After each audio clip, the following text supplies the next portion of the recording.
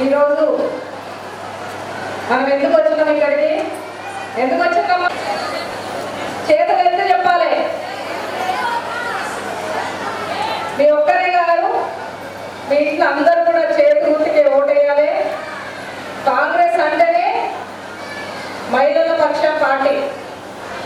ఇప్పుడు మీకు self help group మీరు అందరూ మీకు నెల నెల మీరు అందరూ జమ చేసుకునే పైసలు ఎవరు స్టార్ట్ చేసిండ్రు? 2007లో కాంగ్రెస్ గవర్నమెంటే స్టార్ట్ చేసింది.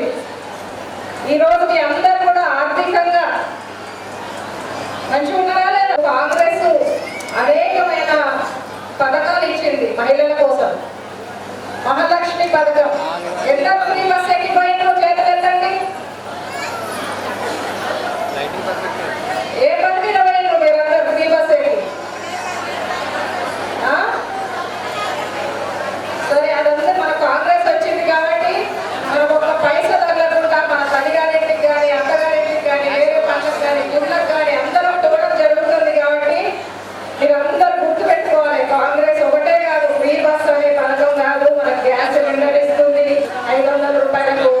తర్వాత కరెంట్ ఇప్పుడు అక్కడ ఒక చెల్లెలు చెప్పింది మాకు రాలేదంటే మీరు అది ఒక ఫామ్ ఉంటుంది, ఫామ్ ఫిల్ చేయాలి. అందరూ కూడా మీకు ఫామ్లు ఫిల్ చేస్తాను వచ్చింది మీ దగ్గరికి వచ్చింది కదా. చేయడం చేస్తే మీకు ఆ 200 యూనిట్స్ కూడా మాఫీ అవుతుంది.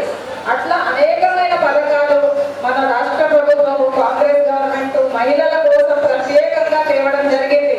కాబట్టి మీరు అందరూ గుర్తుపెట్టుకొని కాంగ్రెస్ ని మీ గుండెలు పెట్టుకొని కాంగ్రెస్ గుర్తుకు ఓటేయాలని అందరినీ కూడా కోరుతున్నాను. ఇప్పుడు మన సెంట్రల్ గవర్నమెంట్ సెంట్రల్లో కూడా కాంగ్రెస్ వస్తే మహిళలకు ఏమైనా ఉద్యోగాలు ఉన్నా కూడా 50% మన మహిళలకే రిజర్వేషన్ ఉన్నది. అర్థమైందా? తర్వాత మహిళలకు ప్రతి సంవత్సరము